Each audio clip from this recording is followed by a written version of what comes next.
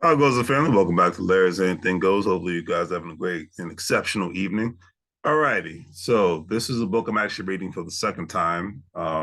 This is called The History of the Black Dollar.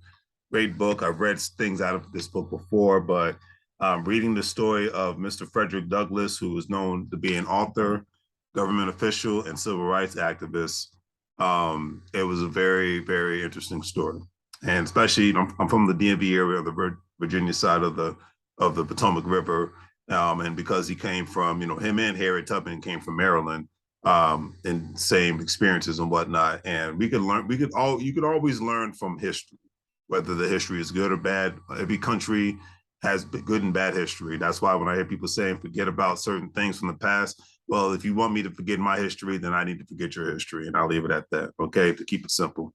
But this is a moment from this book, and it caught my attention, and I wanted to not only share it, but then get my perspective on it, and hopefully you give your perspective on it when I'm done reading it.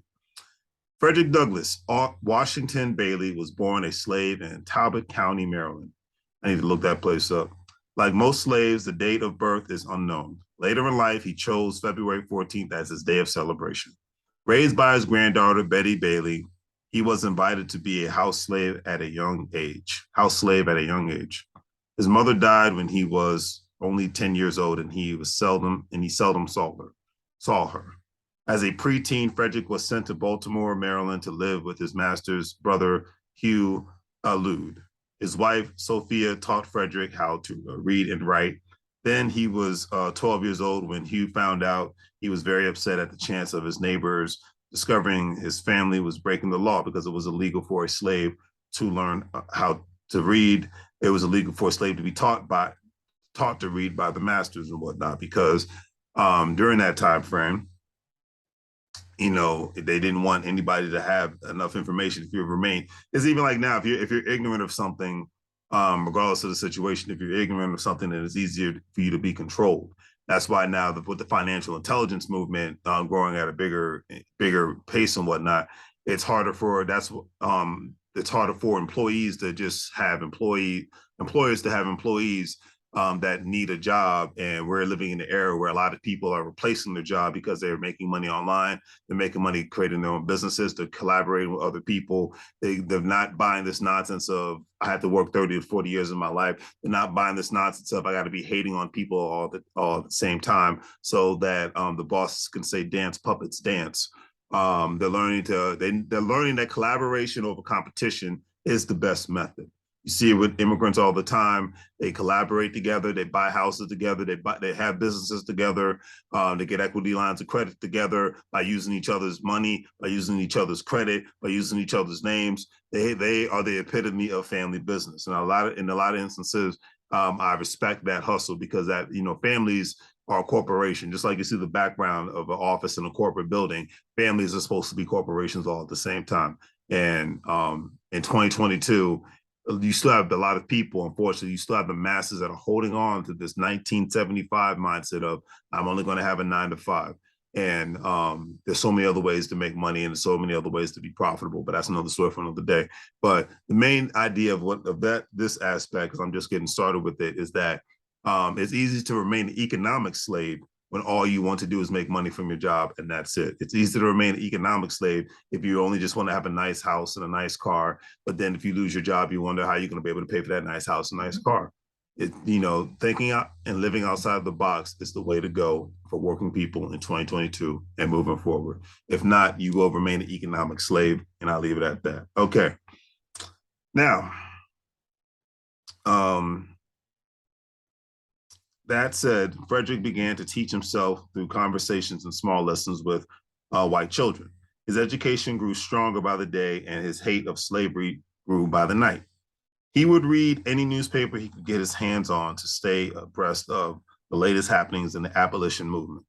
The Columbian Orator was his favorite newspaper, and he credits it for helping to shape his views on human rights.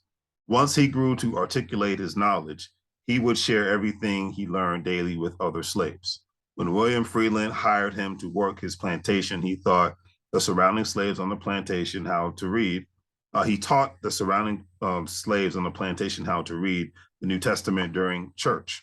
However, his talent and their thirst of learning drew such large crowds that other slave owners became upset, despite Freeland himself not really caring. Strategizing against Frederick's church lessons, the local KKK attacked the slaves one Sunday morning, indefinitely disbanding the church.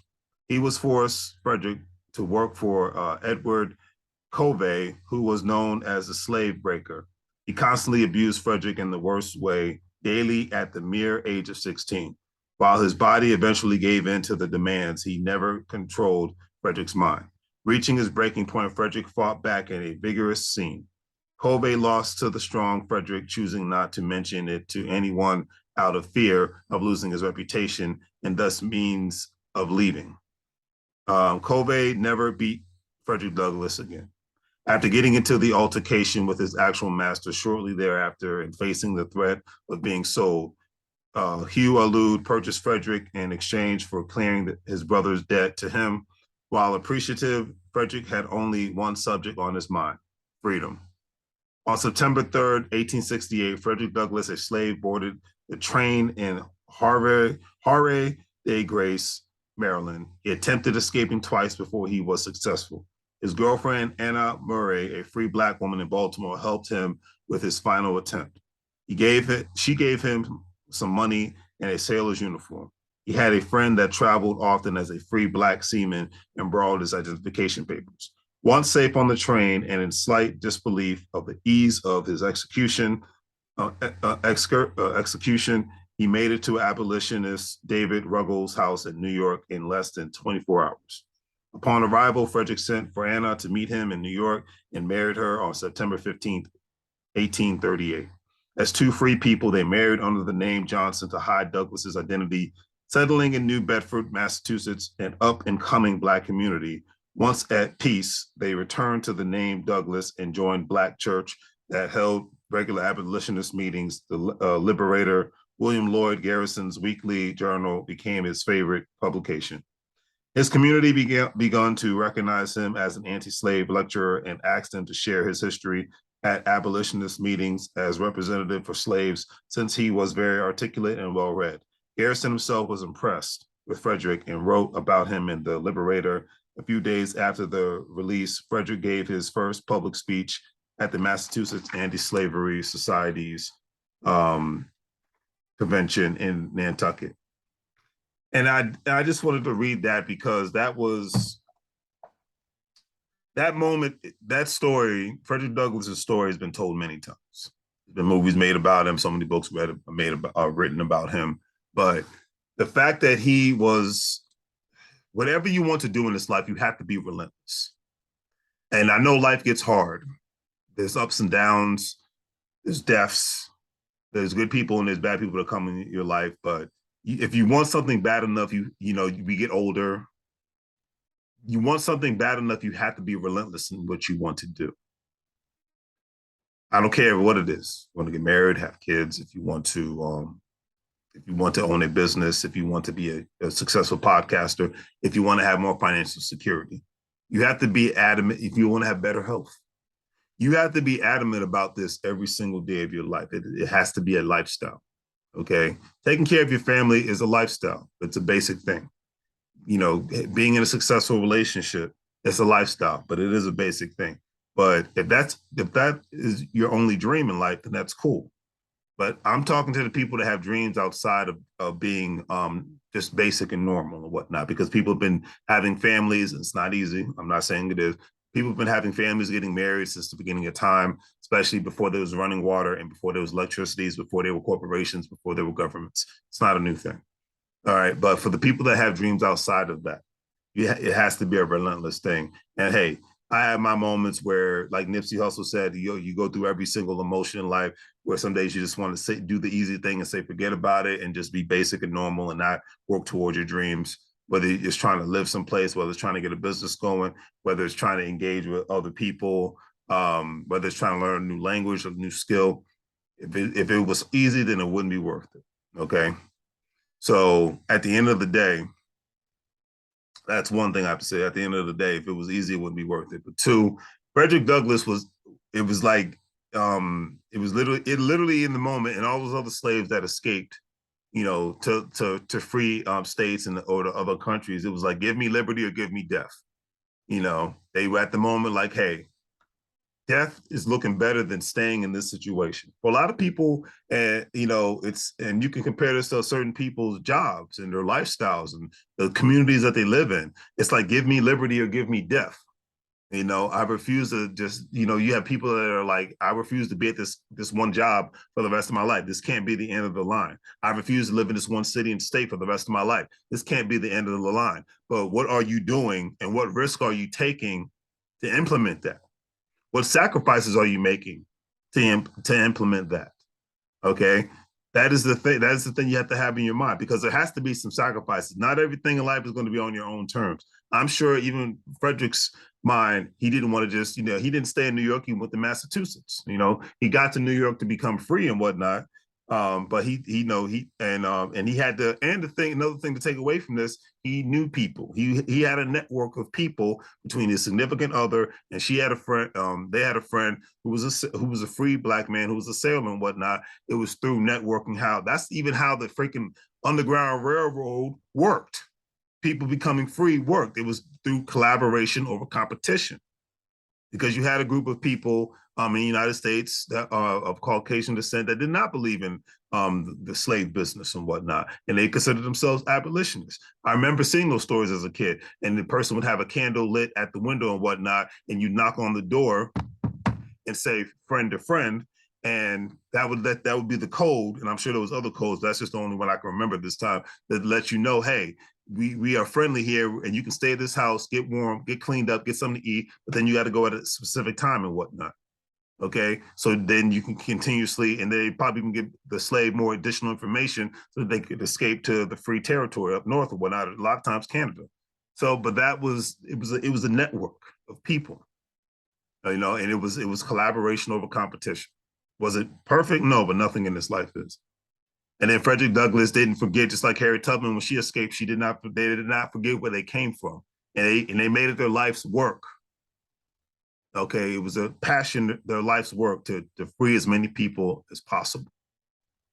And I do this podcast because I want people to be financially free in the aspect of having economic options, being able to pull money from other areas, being able to live a lifestyle more on their terms. Not everybody's going to be a business owner, but everybody can be an investor. But living life on their own terms, getting the right skill sets that matter so that you can live where you want to live.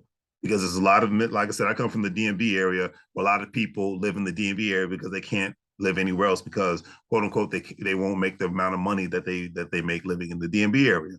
However, if you're able to make money outside of your job and turn your job into an option, then you can put yourself in a position where you don't have to be surrounded living in the area that you're not excited to live in. Because the one thing, if you live in the United States of America and you live in a community that you're not excited about, I feel sorry for you. Okay, as a working adult and whatnot, if you're not jazzed about living in the community, I feel bad for you, because that's how I feel about the DMV area. I'm not jazzed about it. I'm ready to live someplace else. So that's why I commend anybody who's made the move and made the leap. And I'm trying to make, I was between COVID and life happening, because life's going to happen.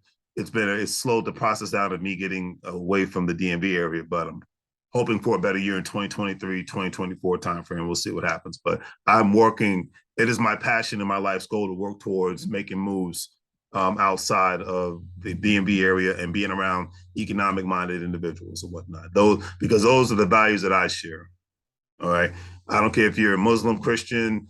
I don't care if you don't believe in God. I don't care if you're a Democrat or Republican. If you got an economic mindset and you're talking economic empowerment, then you got my attention. But if you want to be an old bickery somebody, or just a person who wants to bicker and moan about politics and sports, I'm the wrong guy. All right. Because I, like a Frederick Douglass, working towards my economic empowerment freedom. And I want everybody to be their own version of Harriet Tubman and Frederick Douglass, kicking butt when it comes to life and being able to live your passions. That is all I want you to take from that. Live your passions. Don't always live your life on someone else's terms, because that's when they got you. And in a sense, you are living in a form of slavery. Not the slavery African Americans went through, but you are living in a form of slavery when you're always living life on other people's terms and whatnot. Because there's a lot of people who have great jobs, they live in great communities, because I'm not job shaming, and they enjoy their life because they worked hard to get to that point. A lot of times it just happens naturally, but a lot of times when you get older, you're like, okay, this career field might not be for me. This community might not be for me. So what is the next step? Because just complaining about it on social media is not going to change anything. All right. Action, implementation, get it done, get it in. And while you're doing it, don't commit a sin. All right. So on that note, do the great three things. Like, share, and subscribe. Have a great day. As I always say, make money moves, or you're going to live bro like a fool. Take care, family.